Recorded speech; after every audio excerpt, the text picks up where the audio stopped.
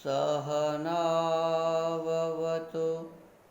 सहनौ भुनक्तु सह वीर्यं करवावहै तेजस्विनावधीतमस्तु मा विद्विषावहै। ओम शांति शांति शांति। आदरणीय श्रोतागण, सादर नमस्ते। हम महर्षि दयानंद सरस्वती जी द्वारा रचित ऋग्वेद आदि भाष्य भूमिका से उपासना प्रकरण पर चर्चा कर रहे हैं। महर्षि दयानंद सरस्वती जी ने कहा है कि हमें यदि ईश्वर की उपासना करनी है, उनकी स्तुति और प्रार्थना करनी है, तो हमें महर्षि पतंजलि जी के योग दर्शन के अनुसार इस उपासना को करना चाहिए। वो कहते हैं कि पतंजलि महामुनिना स्वकृत सूत्रेषु, पतंजलि मुनि ने जो सूत्र बनाया है, उन्होंने जो सूत्र लिखा है, और वेद व्यास कृत भाष्य, और उस पर जो वेद व्यास अर्थात कृष्णद्वैपायन व्यास, महर्षि व्यास जी ने जो उस पर भाष्य किया है, चाय मनुक्रमो योग शास्त्रे प्रदर्शितः, माने योग दर्शन में महर्षि पतंजलि जी के सूत्र और महर्षि वेद व्यास जी के भाष्य जिस प्रकार से लिखा है उसको अब हम लिखते हैं, तो हमको आपको उसी के हिसाब से अपने इस जीवन में ईश्वर की उपासना आदि कैसे किया जाए इसको समझने का प्रयास करना चाहिए। तो आइए, कल हम योगश्चित्त वृत्ति निरोधा, जो योग दर्शन का प्रथम पाद का दूसरा सूत्र है, इस पर विचार किए थे। इसी सूत्र पर हमारे एक बहुत बड़े विद्वान हुए हैं, स्वामी विद्यानंद सरस्वती जी, जो इस ऋग्वेदादि भाष्य भूमिका पर भाष्य भूमिका भास्कर नामक पुस्तक उन्होंने लिखा है। वो लिखते हैं, योगश्चित्त वृत्ति निरोध, इसमें 4 पद हैं, योग, चित्त, वृत्ति और निरोध। व्याकरण के अनुसार योग पद युजिर योगे तथा युज समाधौ, ये 2 धातुओं से बना है, युजिर योगे और युज समाधौ, तो इन दोनों से बना है। प्रत्यय होकर इसमें इस धातुओं में अर्थात युज, युजिर और युज, इसमें घय प्रत्यय होकर ये योग सब सिद्ध होता है।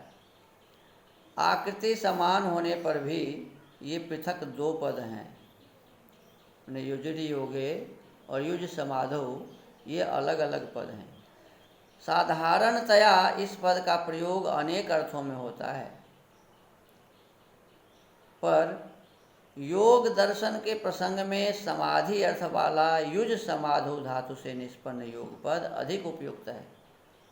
उन्होंने लिखा कि हमें इस दर्शन में जो योगश्चित्त वृत्ति निरोध कहा, तो यहाँ जो योग है वो युज समाधौ, युज से जो समाधि अर्थ होता है वह इसमें उपयुक्त है।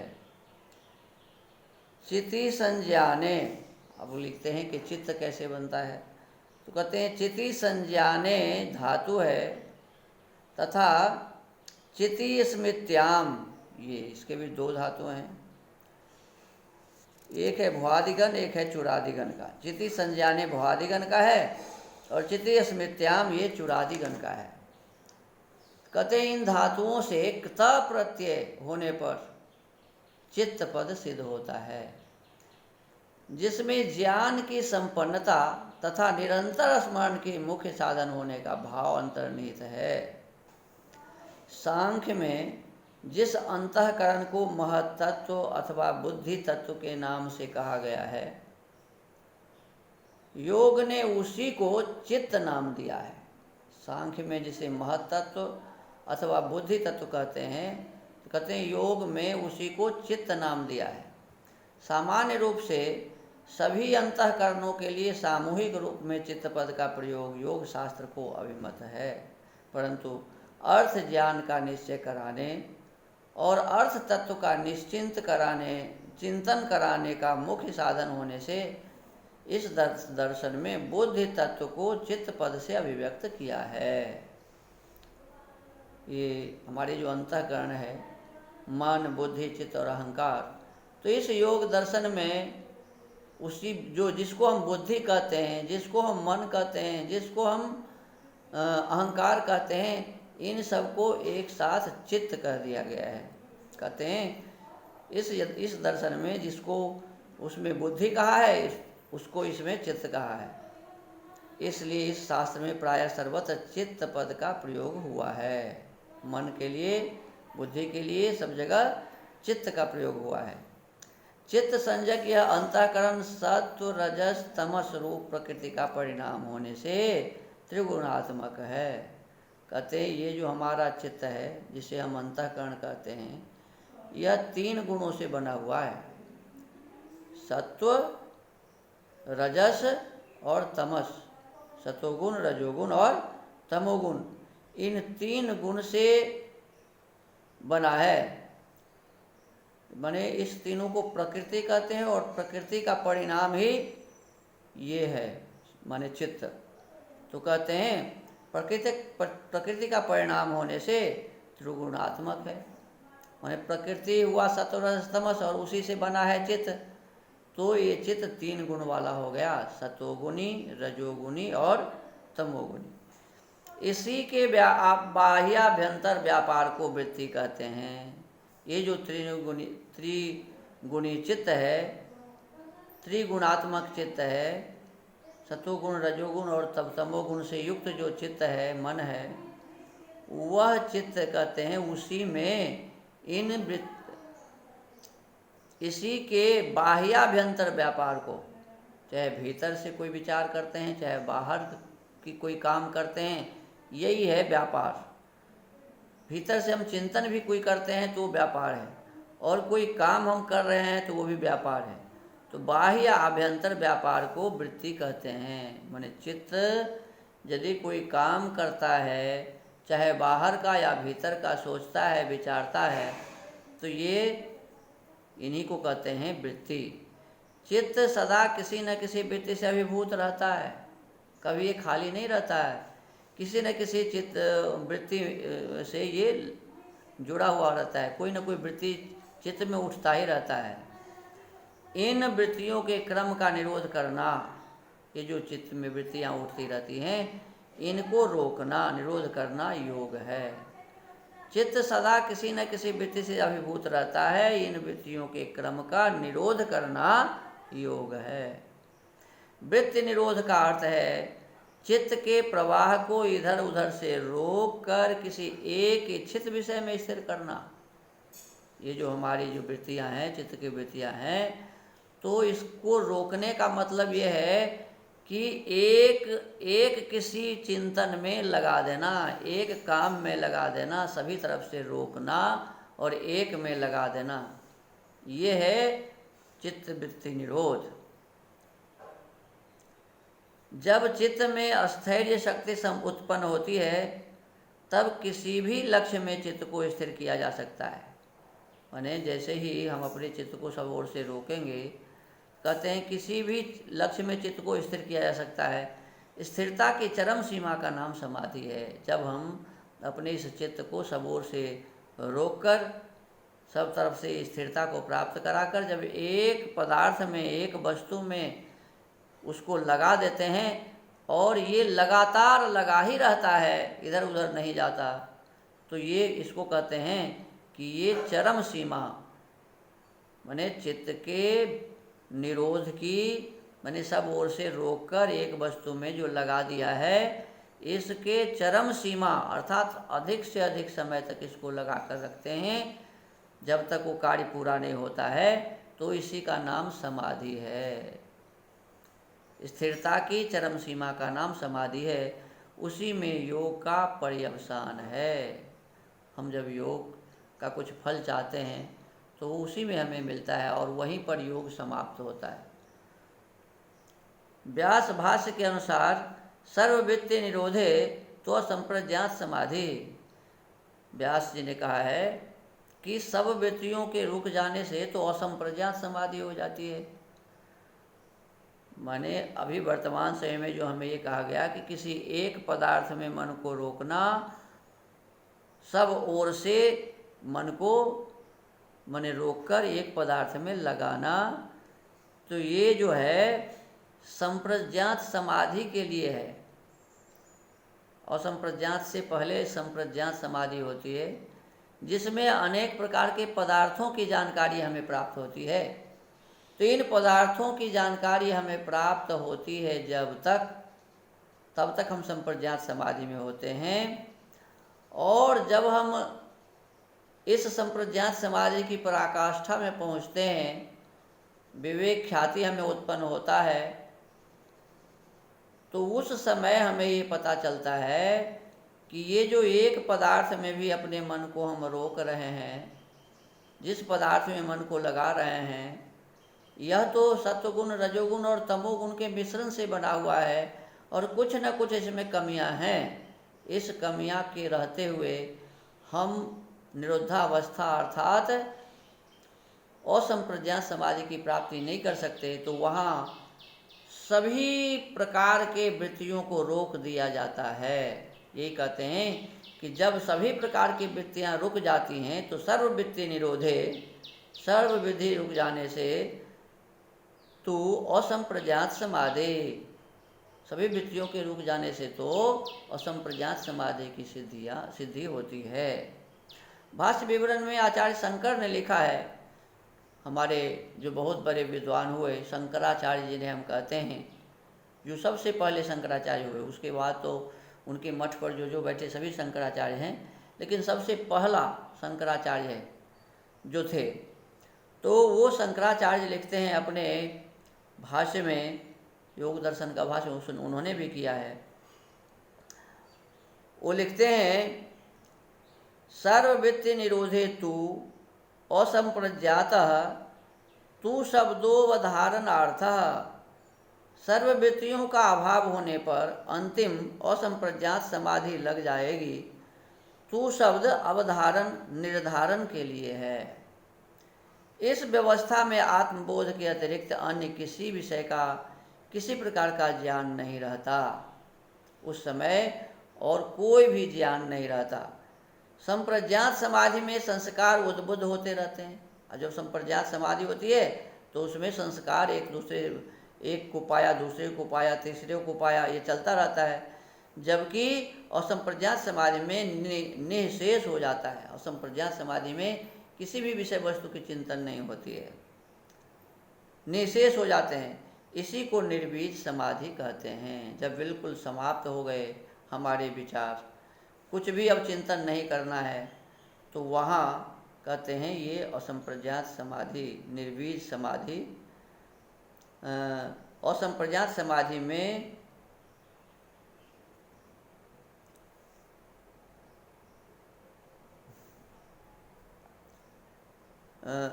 इसी को निर्बीज समाधि कहते हैं। संप्रज्ञात समाधि के अंतिम स्तर तक संसार का बीज बना रहता है। संप्रज्ञात समाधि का जो पराकाष्ठा है विवेक ख्याति, वह जब तक नहीं प्राप्त होता है, उसके प्राप्त होने तक कहते हैं कि संसार का बीज इस मन में बना ही रहता है। इस अवस्था में वृत्ति का क्रम चालू रहने से किसी आकस्मिक प्रलोभन के आ जाने पर वृत्ति के भोगाधिकार की ओर झुकने की संभावना बनी रहती है। आदमी भटक भी जाता है। इसके अनंतर समाधि का वह स्तर है जहाँ कर्माशय के दग्ध हो जाने, निर्बीज हो जाने से आत्मा के स्वरूप साक्षात्कार का स्थायित्व हो जाता है और आत्मा स्वरूप साक्षात्कार की भावना से स्वतः प्रकाशित रहता है। समाहित चित्त वाले उत्तम कोटि के योगियों की ही यह स्थिति होती है। आत्मा का स्वरूप चैतन्य मात्र है, यह स्वरूप आत्मा का सदा बना रहता है, चाहे वह समाधि दशा हो अथवा व्युत्थान दशा। फलतः आत्मा के स्वरूप में अवस्थित होने का तात्पर्य है कि असंप्रज्ञात समाधि की अवस्था में आत्मा केवल स्वरूप का अनुभव करता है, माने कि मैं चेतन स्वरूप आत्मा हूँ, ऐसा वो अनुभव करता है। केवल स्वरूप का अनुभव करता है, अन्य किसी विषय का नहीं। जबकि इससे अतिरिक्त दशा में वह आत्मा से भिन्न विषयों का अनुभव भी किया करता है। आत्मा द्वारा अन्य विषयों का अनुभव प्रकृति संपर्क होने पर होता है। इस संपर्क का मुख्य उपकरण बुद्धि अथवा चित्त है। आत्मा को संप्रज्ञात समाधि प्राप्त हो जाने पर यह निष्क्रिय हो जाता है। ये बुद्धि, ये चित्त निष्क्रिय हो जाता है जब असंप्रज्ञात समाधि प्राप्त कर लेते हैं। आत्मातिरिक्त विषयों का अनुभव करने के लिए ही आत्मा को माध्यम के रूप में चित्त की आवश्यकता होती है। आत्मस्वरूप के अनुभव में चित्त की अपेक्षा नहीं होती। आत्मस्वरूप के अनुभव में चित्त की अपेक्षा नहीं होती। परमात्मा के स्वरूप में अवस्थिति का यही तात्पर्य है। इस अवस्था को प्राप्त कर आत्मा समाधि लब्ध शक्ति द्वारा परमात्मा के आनंद में निमग्न हो जाता है। यही आत्मा के मोक्ष का स्वरूप है।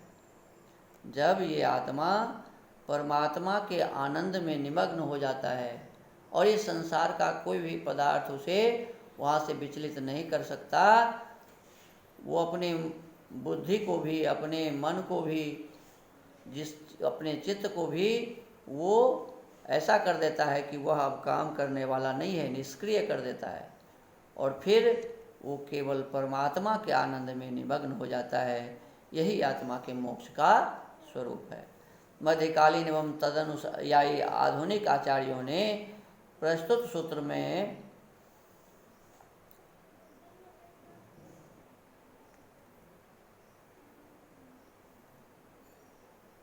दृष्टि पद से जीवात्मा का ग्रहण कर उसकी अपने स्वरूप में अवस्थित बताते हुए इस सूत्र का अर्थ किया है।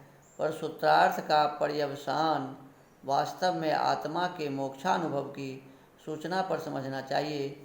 इस भावना से ग्रंथकार ने अपने अनुभव के आधार पर सत्यार्थ प्रकाश के नवम समोल्लास में इन दो सूत्रों का विवरण इस प्रकार दिया है।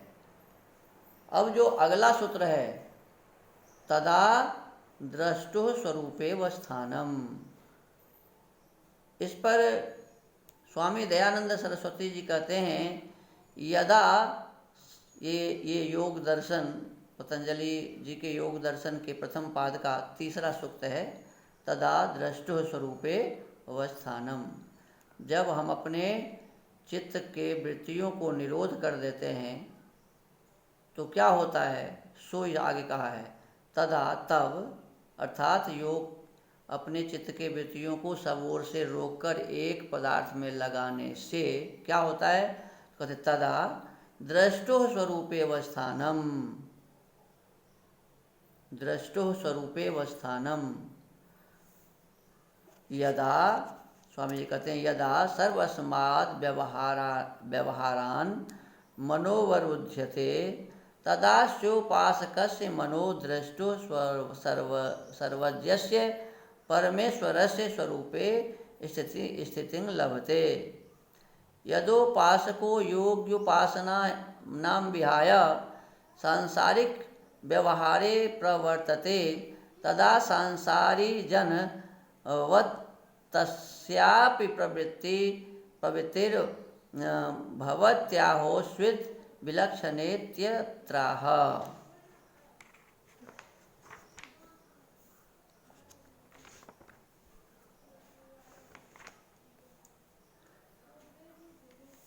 कहते हैं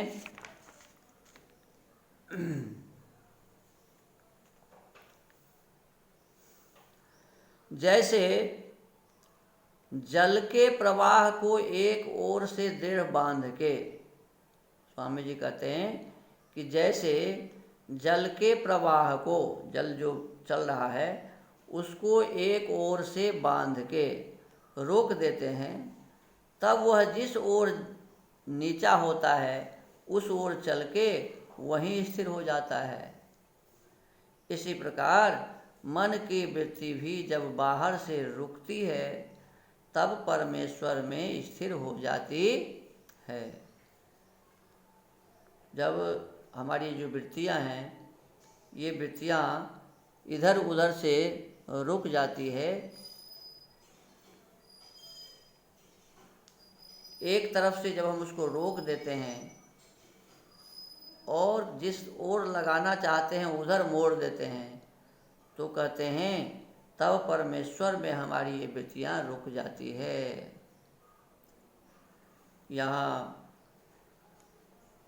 जो है तदा द्रष्टु, द्रष्टु का मतलब यहाँ स्वामी जी परमात्मा लिखते हैं, और द्रष्टु का मतलब आत्मा भी होता है।